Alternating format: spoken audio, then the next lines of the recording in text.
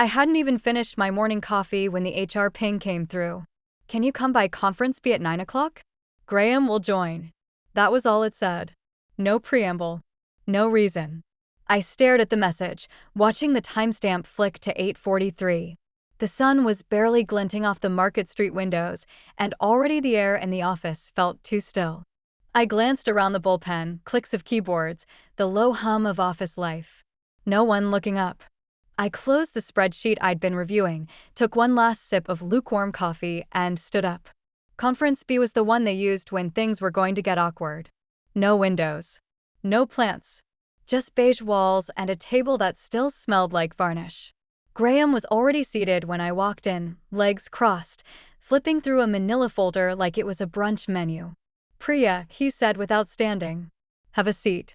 Samantha from HR sat beside him, eyes darting between us like she'd rather be anywhere else. I nodded politely and took the chair across. We've been reviewing team roles, Graham began. Looking at strategic fit, as it were. Your contributions over the years have been noted, but in this current structure, we're streamlining. Repositioning for agility. I didn't say anything. I just watched him. He thrived on filling silence. I'll be blunt, he added, tilting his head. You've plateaued. You're not driving business. You're good with the fine print, but we need sharks now. You're dead weight. He smiled as he said it. Not cruel, just bored. Like he was checking off a list. Samantha handed me an envelope. Severance. Standard. A few weeks of hush money for years of institutional memory. I thanked them quietly and walked out. I didn't take the elevator. I needed the stairs, needed the airless descent to ground level to feel something solid under me. My fingers traced the concrete railing, and by the time I reached the lobby, my breathing had steadied. Dead weight. It echoed, not in my ears, but somewhere lower, behind the ribs, where things settle and curdle. I stepped out into the street. San Francisco moved on, indifferent. Cabs idled. Tourists snapped photos. Delivery bikes zipped past. I didn't go home. I went to the old law library on Golden Gate Avenue. It wasn't even fully open to the public anymore. Some sections required credentials, but I still had my alumni access from Hastings. I hadn't visited in months. Maybe years. The woman at the desk didn't recognize me, which I appreciated. I walked to the second floor. Back row. Municipal Records Archive. Dusty. Forgotten. Because while Graham played lawyer with flashy decks and handshakes over bourbon, I read. I noticed. I remembered. Years ago, I'd come across a set of unusual easements tied to the property our firm leased. At the time, I was handling a side project for a partner who retired shortly after. It had been nothing, a footnote in a closing packet. But something about it stuck with me. Maybe it was the land survey, oddly specific for a downtown parcel. Or the reference to a 1974 city council meeting that had never been digitized. I'd saved it. Not out of suspicion. Just habit. I'm that kind of person, the one who reads every clause, who flags mismatched signatures, who quietly files away the oddities no one else wants to deal with. Now, back at that wooden table, I opened my old briefcase and pulled out the binder I hadn't touched since 2021. Property, 733 Market Street. Tenancy, rolling commercial. History, public-private conversion, 1974. Restrictions, environmental easement, CPG 8. Page 8 had a hand-drawn map. Surveyor's marks. A margin note, restriction, corporate occupancy limits, C74.2C. That was the clause. The one I'd looked at and never followed through on. Because why would I? I had a job then. A desk. A nameplate. But not anymore. I turned the page slowly.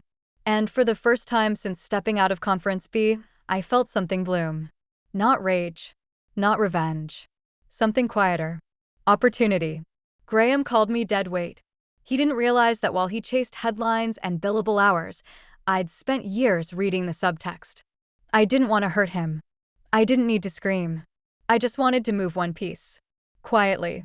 Precisely. And let the rest collapse under the weight of what he'd never bothered to see. Memory doesn't come to me in clean order. It rises in fragments, cold coffee, half-highlighted PDFs, the sound of a scanner humming after hours. That's how I remember most of my time at the firm. Not in bold milestones, but in the slow accumulation of hours spent digging through things other people never bothered to read. I wasn't supposed to be on the Simmons redevelopment file. It had landed on my desk as an overflow task, an addendum in a larger merger the firm handled when I was still relatively new. A mix-up, really. Someone thought a zoning memo was beneath them and passed it off. I took it, read it, and in doing so, stumbled onto a legal curiosity, a footnote citing a public use conversion dating back to the mid-70s. It mentioned Parcel 7C, which didn't mean much at the time. But curiosity can be a quiet kind of hunger. I remember staying late that night, eyes blurry as I cross-checked plot numbers against archived city maps. That's when I realized it was our building, 733 Market Street. The one we worked in. The one Graham bragged about leasing for a song during the pandemic dip. I pulled the original covenant documents from the city's database. Most were scanned poorly, handwritten annotations, half-legible microfiche conversions. But it was all there. In 1974, during a city-led redevelopment effort, several blocks had been purchased using a mix of public and private funds. The properties had been reclassified with embedded land use restrictions meant to preserve environmental and public-serving intent. Our building had been one of them. At the time, I filed it away under interesting but irrelevant. The language was vague. No one in our office would have cared unless it caused a problem. But it stuck with me, like a song lyric you can't place. I kept copies, cross-referenced statutes, even printed out the handwritten deed transfer just because something about it didn't sit right. No one asked me to do any of that. It wasn't billable. I did it because it was there, because law, at its core, is made of overlooked details, and I trusted those more than I trusted people like Graham. Over the years, I saw the building change. First the lobby renovation, then the open floor plan, then the whispers about buying the upper floor. Expansion. Monetization. Always forward, never down. I remembered one day, walking into the conference room and overhearing Graham say, "This building will be ours in 5 years." I kept my face neutral and returned to my office. But I remembered the documents. I remembered that covenant. Now, sitting on my apartment floor with binders spread around me like a paper fortress, I flipped through the tabs. My handwriting, neat and obsessive, underlined phrases no one else had cared to see. Nonprofit and public benefit limitation. Environmental priority clause, C74.2c. Conditional use permit requires public input if purpose materially changes. No one at the firm had ever mentioned these clauses. And why would they? They were buried under 4 decades of indifference and incomplete digitization. But I hadn't forgotten. I'd been slowly mapping a spiderweb of conditions, grandfathered permits, and archaic easements. Because that's what diligence looks like. Not heroic courtroom speeches. Not bravado. Just one unnoticed clause at a time, patiently waiting for its moment. Now, that moment had come. I closed the final binder and sat back. They thought they'd erased me. That my silence meant weakness. But they'd never asked what I'd been watching while they were busy building castles on compromised ground. And I wasn't about to tell them yet. I didn't sleep the night after reopening the files. Not from anxiety, at least, not in the traditional sense. It was more like mental pacing, like my thoughts couldn't sit still. Possibility had cracked open a door, and I couldn't help but peer in. By morning, I wasn't thinking like a dismissed employee anymore. I was thinking like a strategist. In law school, we were told that ownership isn't always about possession. It's about leverage, use, control, quiet authority over the terms that bind others. I'd never had a reason or the appetite to test that theory. Until now. Somewhere in the back of my mind, I remembered an article I'd read last year in Environmental Law and Policy Review, something about sustainable capital structures and land use activism. At the time, I'd bookmarked it more out of intellectual habit than intent. But I pulled it back up, and there it was, a small, ethics-driven investment trust based in Oakland, Verdancy Group. They specialized in urban rewilding, conservation zoning, and alternative use reclamations. Quiet players, but legally savvy. They bought properties not for profit, but for principle. I sent a cold email. I didn't lead with the building. I led with the clause. I asked for 20 minutes on a call. I included a link to a Dropbox folder, redacted, limited, but just enough to show I wasn't another person tilting at windmills. 2 hours later, I got a reply from someone named Lena Corwin, Associate Legal Director. She offered me a 9:30 a.m. Zoom slot the next day. She wore a gray sweater and no makeup, with that look of someone who reads entire land use codes for sport.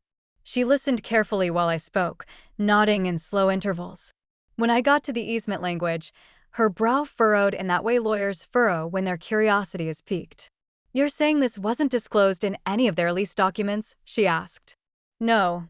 It's technically not required unless the tenant is buying or repurposing. But the covenants still legally restrict use, and once triggered, they force public review." She leaned back. "So in theory, if someone were to acquire the property and reclassify the intended use under the environmental framework, they could restrict any future commercial expansion, especially if it doesn't align with public benefit parameters, which corporate law generally doesn't." There was a pause. She wasn't smiling, but something in her tone shifted. "And you'd want what exactly?" "I don't want to own it," I said. "Not directly. I want to structure a vehicle that can acquire the asset, stabilize it under legal protection, and make its terms inoperable for exploitative commercial use." Another pause. Then a faint, dry smile. "You want to tie it up?" "I want to make sure the ground matches the values they claim to represent." Lena asked for a week to review. I gave her full access to my research, 5 years' worth of documents, maps, cross-references, public hearing transcripts, and permit histories. I held nothing back. If they said no, I'd still know I tried. But if they said yes, they didn't wait a week. 3 days later, I got a call. "We're in," Lena said. "Conditionally. The board's on edge about optics and it has to be structured clean. But we've got a fund opening up for environmental tenancy locks. And you've done more due diligence than our paid consultants." I met her in person that Friday. Verdancy's office was in a converted warehouse, plants everywhere, cork walls, people in sandals reading zoning appeals. Not performative. Just purposefully quiet. We walked through the terms in a back office. I would form the LLC, they would provide capital, and I'd serve as legal navigator, consulting, not managing. My name wouldn't be on anything, which suited me fine. The acquisition would be off-market. Discreet. The current building owner, I'd learned, was nearing retirement and had been quietly fishing for buyers. Graham didn't know that. He'd assumed time was on his side. I wasn't driven by revenge. That's not how I'm wired. But I'd been handed an opportunity, one grounded not in vengeance, but in precision. This wasn't about taking something from him. It was about making something untouchable. I've always believed power hides in the footnotes. Not in the headlines, not in declarations or gestures, but in the language nobody reads, the clauses that sit in silence waiting for someone patient enough to understand them. That's where I went next, into the fine print. City Hall's online portal was a mess. Half of it hadn't been updated since the mid-2000s, and the rest was buried behind paywalls or archived pending digitization. But I knew how to navigate it. I knew the cross-indexing quirks, the way old council meeting minutes had been misfiled under infrastructure instead of zoning. I spent days sifting long hours with tea going cold, notes spreading across my dining table like a growing terrain of technical language and legal potential. The key was in an old file I'd remembered vaguely from the Simmons redevelopment project. A 1973-74 San Francisco urban renewal plan had reclassified large portions of the Market Corridor for joint-use development. What caught my attention wasn't just the zoning, though that was critical. It was a clause embedded in the transitional language for private-to-public ownership easements. Specifically, Section 74.2c, a rider almost certainly written by some long-retired city planner with a fondness for civic idealism. It stated that any parcel converted from public to private control under the 1974 transfer agreement could be resubjected to public benefit use restrictions if ownership changed and the new usage did not align with community interest designations, as defined at the time of transfer.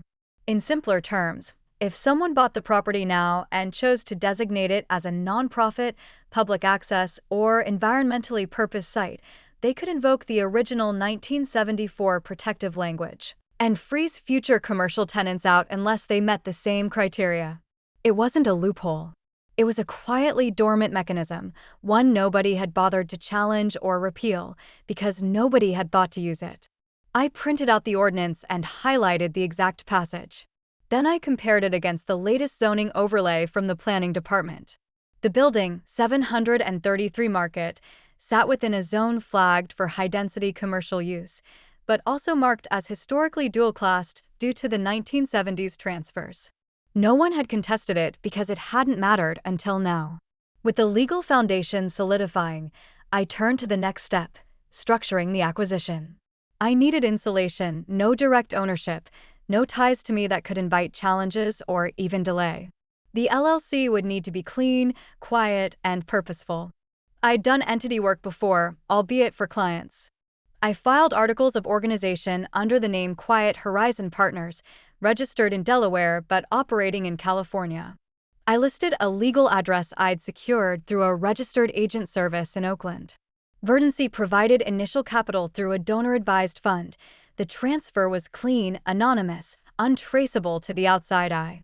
I drafted the intent documents myself.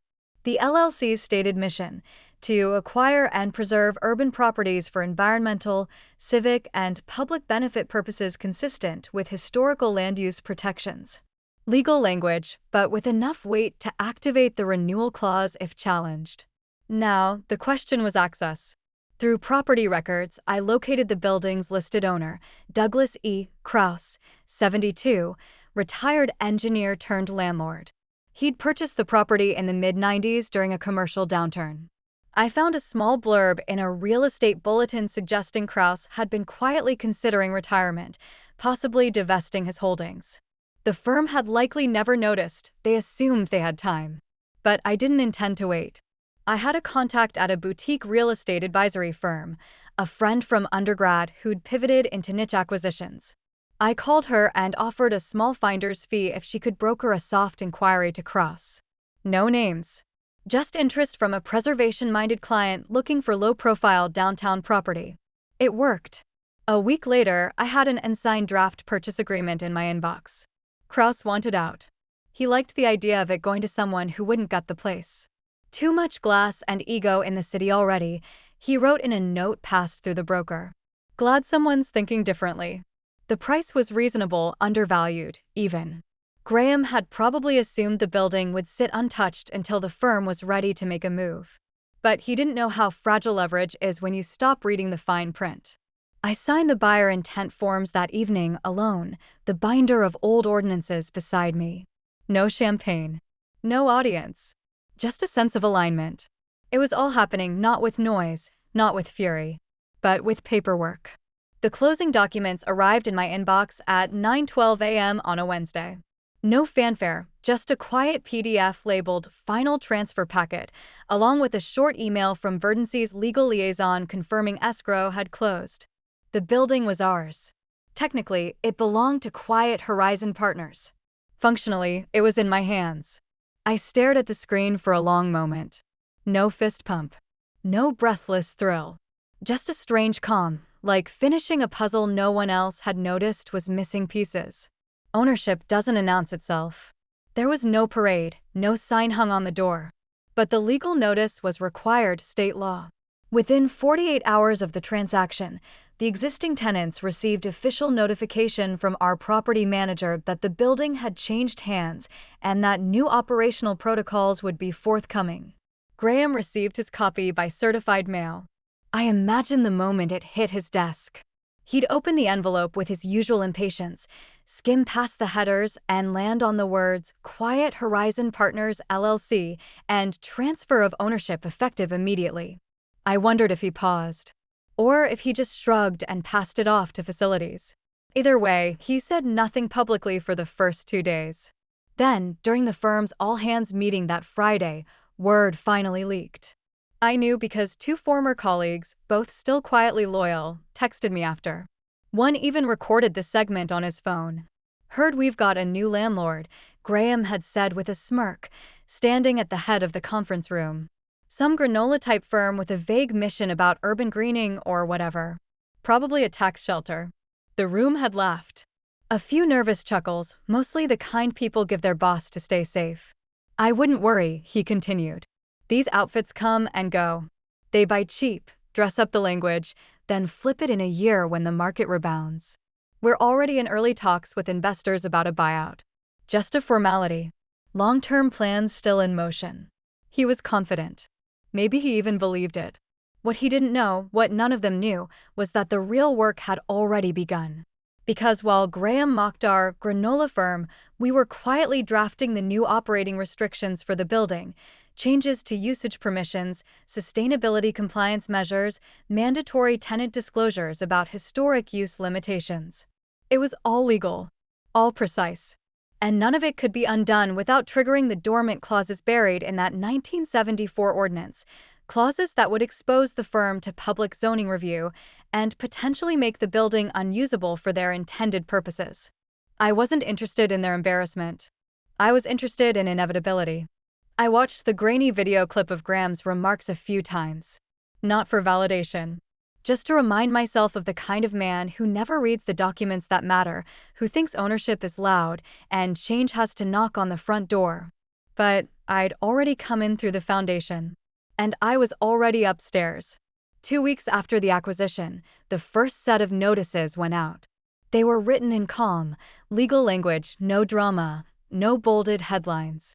Just clean letters on letterhead from Quiet Horizon Partners, addressed to each tenant in the building. The tone was friendly, procedural. An introductory greeting, followed by a bullet-pointed list of new compliance measures being enacted as part of a broader environmental stewardship initiative. Mandatory energy audits, water usage reporting, an upcoming assessment of materials used in interior office renovations, and most crucially, a note buried in the middle of the second page. Due to a reactivated easement from the 1974 Urban Redevelopment Ordinance, Section 74.2c, all tenants must provide documentation confirming that business use aligns with the current zoning classification and does not exceed the defined occupancy and usage caps associated with public benefit property protections. It was deliberately non-confrontational, but it hit the target. Graham wouldn't have read it the first time. He probably had his assistant skim it. But someone in facilities flagged the occupancy line, and someone else in operations raised the red flag higher. A meeting was called. I wasn't in the room, of course. But I didn't have to be.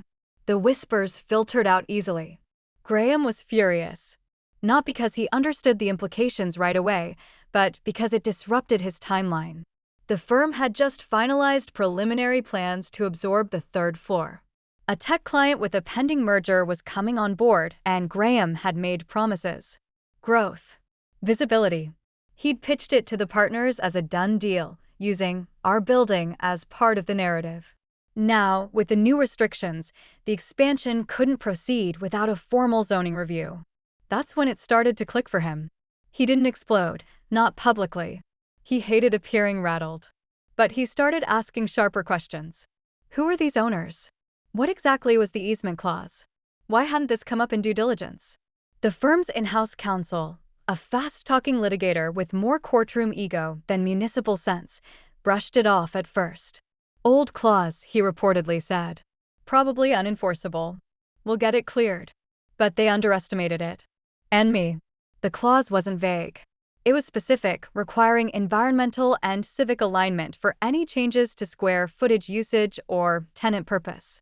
And once reactivated, it triggered mandatory review by the city's zoning board. In theory, the firm could apply for a variance. But that would require a public hearing, public input, and scrutiny Graham had no interest in inviting. His business model thrived on discretion and impression management, not legal entanglements with community stakeholders. Still, he wasn't panicking yet. Not outwardly. He started having his legal team dig through archives. I knew the signs: late-night lights on the 12th floor, a flurry of paralegal requests to city records. At one point, I even spotted one of their junior associates in the microfilm room I'd used myself. They were chasing ghosts I'd already mapped. They'd find the ordinance, yes. But they'd also find that it had been triggered lawfully, cleanly, and with the original language intact. There was no ambiguity. The building now functioned under a usage lock, and any attempt to contest it would risk nullifying the firm's lease altogether. I didn't relish the confusion. I wasn't sitting back with popcorn. But there was a strange, quiet justice in it, watching a machine built on oversight now tripped up by a detail it never thought worth remembering. In law, procedure is power. They'd forgotten that. I hadn't. The cracks didn't show in Graham right away. Not publicly. Not the kind of panic you could spot from the elevator bank or the break room. But something changed in the rhythm of the office. Emails took longer to get replies. Meeting invites started landing at odd hours. Partners whispered with doors closed.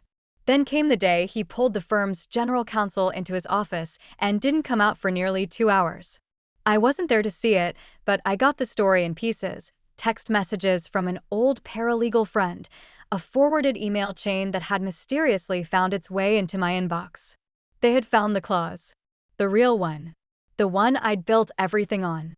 It was a scan page from the city's 1974 redevelopment file, signed by 2 council members and the original land use officer. The restriction was real. It had teeth. And worse, for Graham, it had been reactivated legally during the transfer of ownership. What stunned them wasn't just the clause's legitimacy. It was the fact that the building's prior owner, Kraus, had acknowledged the easement in the closing paperwork. He had initialed every paragraph, including the one that explicitly authorized its reactivation upon a qualifying usage change. He hadn't mentioned it to Graham's team during their informal buyout conversations. Why would he? They hadn't asked. They'd assumed ownership was inevitable. They thought time was their ally.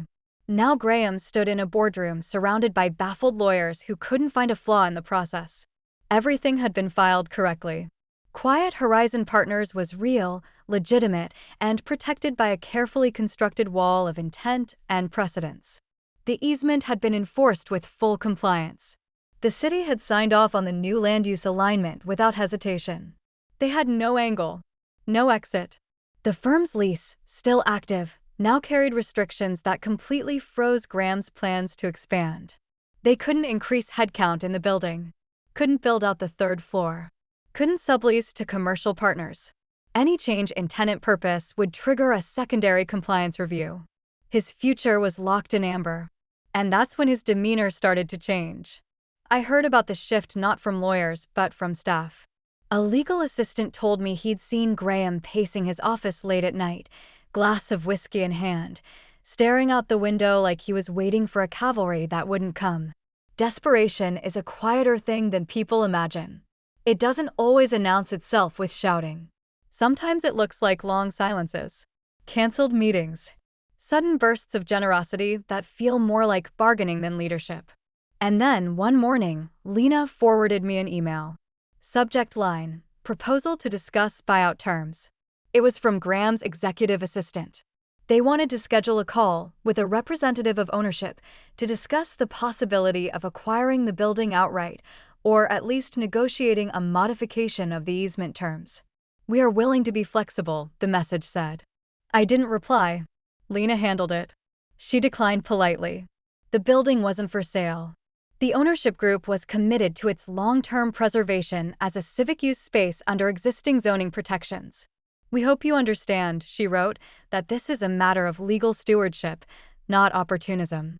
Graham must have read that line a dozen times. Stewardship. A word he'd never once used in any sentence that wasn't performative. He'd underestimated the land beneath him, the rules beneath him. And now he was trying to buy back time. But it was already gone. I didn't want a dramatic confrontation. I wasn't looking for a moment. But some things need to be said plainly, with the kind of quiet that leaves no room for doubt. Lena set up the meeting at Graham's request. She invited me to join, not as the owner, but as legal strategist.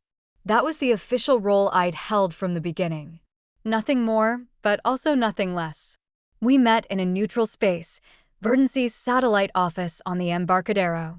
Clean lines, recycled wood tables, windows overlooking the water. A place built on principle, not bravado. Graham arrived 10 minutes late. No entourage, no staff. Just him, in a navy suit he probably didn't remember buttoning. His expression was clipped, practiced. He looked around, trying to orient himself, then saw me seated at the end of the conference table. He hesitated. Just a second. Just long enough. Priya, he said flatly, nodding. Didn't expect you here. I'm advising Quiet Horizon, I replied, evenly. I've been with them since before acquisition. Lena offered him a folder. Inside, the full covenant history with annotations. Dates. Signatures. Every procedural step. He barely glanced at it. You did this, he said, not quite asking. I did the research, I said. Drafted the compliance filings. Advised on the easement reactivation. Yes. He didn't speak right away. I watched his fingers tighten slightly on the edge of the folder. I don't understand, he said finally. What's the endgame here? Revenge. No, I said. This isn't about you. It's about what's legal. The property's usage didn't align with the land's historical covenant. It needed to be corrected. That's all. His face twitched. You could have just, if you had an issue. I did have an issue, I said. And I addressed it the same way I've always worked. Through process. Through documentation. Through law. He opened the folder then, pretending to read, but I could see it, the moment realization settled in. Not just that he'd lost, but that I'd been there the whole time. Watching. Preparing. Not with malice, but with precision. You always were good with the boring stuff, he muttered. I didn't answer. Lena closed the meeting briskly. Quiet Horizon is not interested in selling, she said. The terms are final. We've complied fully with city policy, and the easement is enforceable. You're welcome to appeal, of course, but I'd caution against it. The precedent isn't on your side. Graham didn't argue. He just stood, folder in hand, and looked at me one last time.